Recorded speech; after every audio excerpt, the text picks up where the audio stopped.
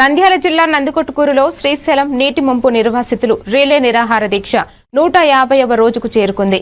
మాజీ ఎమ్మెల్యే లబ్బి వెంకటస్వామి దీక్షకు మద్దతు తెలిపారు. తన హయాంలో 965 మందికి ఉద్యోగాలు కల్పించేందుకు చర్యలు తీసుకున్నామని, ప్రస్తుతం 674 మందికి ఉద్యోగాలు ఇవ్వకపోవడం సిగ్గుచేటని అన్నారు. నిర్వాసితులకు న్యాయం చేయకపోతే తాను కూడా నిరాహార దీక్షకు కూర్చుంటానని హామీ ఇచ్చారు. కార్యక్రమంలో సిపిఐ, సిపిఎం నాయకులు పాల్గొన్నారు. ఈ నియోజకవర్గాలను నమ్మించి ఈరోజు పటేల్ సెంటర్ వేదికగా సవాల్ చేసినటువంటి చంద్రబాబు నాయుడు ఈరోజు ఎక్కడున్నాడని కూడా మేము ప్రశ్నిస్తా ఉన్నాం. ఖచ్చితంగా మీరు ఇచ్చినటువంటి హామీని అమలు చేయాలని మేము కోరుతా ఉన్నాం. గతంలో కూడా 100 రోజులు దీక్ష చేస్తే గత ప్రభుత్వంలో ఉన్నటువంటి పెద్ద మాటలు మాట్లాడుతుంటాడు. ఆయన దీని మీద ప్రత్యేక శ్రద్ధ చూపించి నంద్యాల నియోజకవర్గము, నందికొట్కూరు నియోజకవర్గము బాగుపడుతుంది. ఎందుకంటే మీరు పాలకపక్షంలో ఉన్నారు.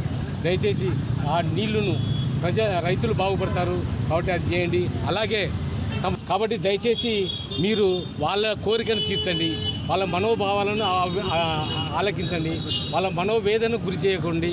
ఒకవేళ మీకు ఒక నెల అంటే ఎలక్షన్స్ వస్తున్నాయి, ఎలక్షన్స్ అయిపోయిన వెంటనే వాటిని లిఫ్ట్ ఇరిగేషన్ కానీ స్టార్ట్ చేయకపోతే నేను నిరాహార దీక్షకు కూర్చుంటానని త్యాగం చేసినటువంటి త్యాగదనుల వారసులు 98 జీవో ప్రకారము వాళ్ళకు రావాల్సిన ఉద్యోగ అవకాశాలు 98 జీవో ఇచ్చింది నందమూరి తారక రామారావు గారు గౌరవ ముఖ్యమంత్రిగా 1986లో.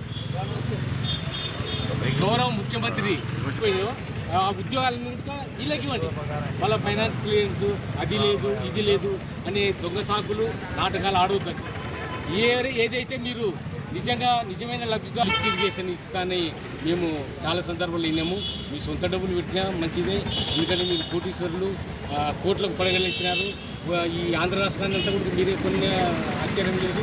దయచేసి గవర్నమెంట్ ఇప్పిస్తారా ఆ లిఫ్ట్ ఇరిగేషన్ తొందరగా చేయండి, లేకపోతే దాని మీద